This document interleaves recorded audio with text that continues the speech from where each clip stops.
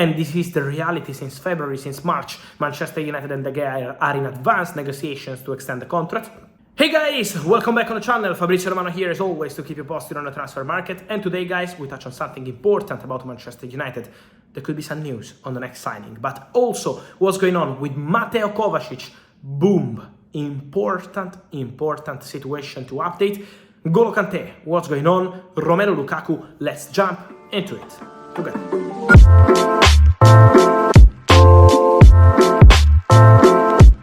And so guys, let me start today's video with Manchester United plans for the goalkeepers. I think Thierry Ten Hag has always been very clear on the situation of David De Gea.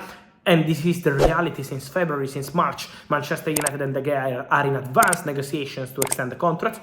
This looks to be just a matter of final details now, but it's really close, the contract extension of David De Gea at Manchester United. But from what I understand, as Jack Butland is leaving the club as free agent at the end of the season, the idea of Manchester United is to sign a second goalkeeper, a backup goalkeeper who could create some competition to David De Gea. So this is the idea, to create kind of competitive situation there. This is something that is already happening in some big clubs around Europe, and this is something that Manchester United will try to create. So keep an eye on Man United because they are exploring goalkeepers options. Then guys, moving into Chelsea, important things to say. An important news of the day is that from what I understand, Mateo Kovacic, and so not just Mason Mount, but also Mateo Kovacic has very huge chances to leave Chelsea in the summer. This is something very likely from what I understand. The conversations have already started because Kovacic is out of contract in summer 2024, and the idea of Chelsea and Kovacic is the same, to part ways and to try a different challenge. Kovacic is really respected at Chelsea,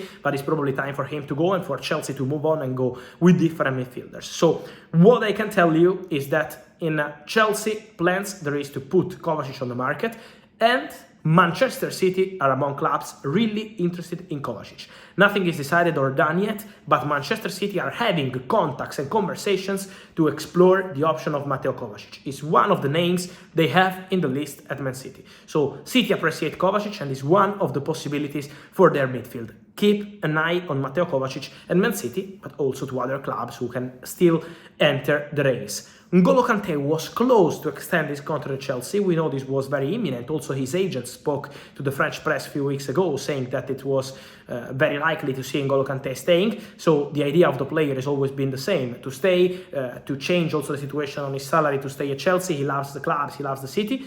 But from what I understand, after his last injury a few weeks ago, Chelsea want to speak again to Kanté, and the situation is now again kind of 50-50. In November was 90% out, in February was kind of 80% in. So it always changed. It was a roller coaster, this kind of conversation between Chelsea and Kanté. Now after the last injury, we have to keep an eye on the situation of Kanté because he's back in dubbed at Chelsea. So let's see how the conversation between Kanté and Chelsea will go, but this is still open and not completely decided yet. And then guys, Romelu Lukaku. For Lukaku decisions and final point on his future, we have to wait for the Champions League final. Nothing will happen before the Champions League final. Also, we had rumors a few weeks ago that Inter and Chelsea had a meeting for Lukaku. No, not true. No meeting, no direct discussions, not for Lukaku or for any other player.